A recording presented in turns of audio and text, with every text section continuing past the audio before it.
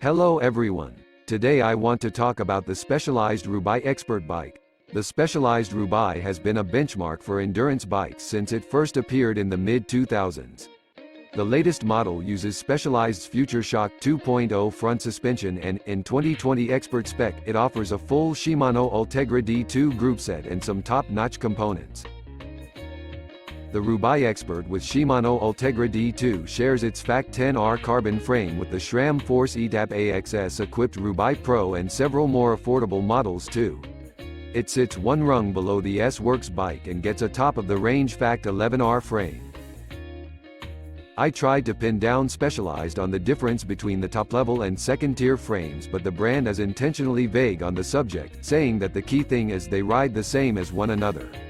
It was suggested that the FACT 10R frame might be in the region of 50 grams heavier, but I wouldn't take that as gospel.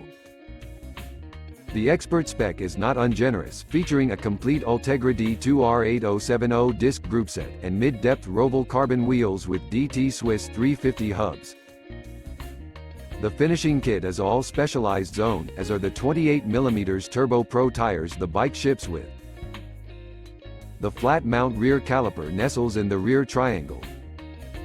A special mention goes to the bottom bracket, which, after years of press fits from Specialized, is a good old mechanic-friendly threaded unit. The Roubaix Expert with Shimano Ultegra D2 shares its FACT 10R carbon frame with the SRAM Force ETAP AXS-equipped Roubaix Pro. The first thing I did to the Roubaix was break it. Yes, really.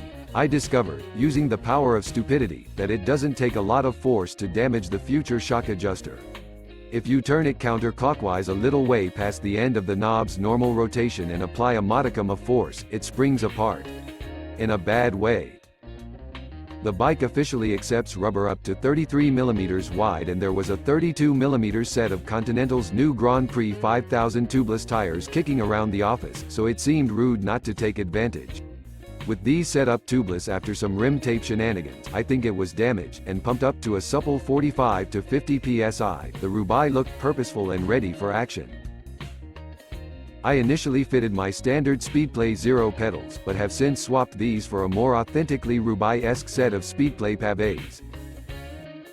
For such an expensive bike, the Roubaix isn't stunningly light, but a stiff rear end and generous gearing make climbing a delight. The cable routing up front could be neater, and the steerer is an odd size so normal stems aren't a straight swap. Oh, and it's very expensive, but the features that really set it apart aren't primarily those that make it so costly. I am finding the Roubaix's reach on the short side with the stock 100mm stem, so I'm going to try a slightly longer one. The Roubaix steerer is slimmer than the usual 1 1/8 inches, but Specialized has kindly offered to send a shim so I can fit my stem of choice. I'm looking forward to spending more time with the bike and testing the limits of its abilities off-road. The Roubaix isn't a gravel bike, but for the gravel riding I typically do locally, I reckon it'll cope pretty darned well.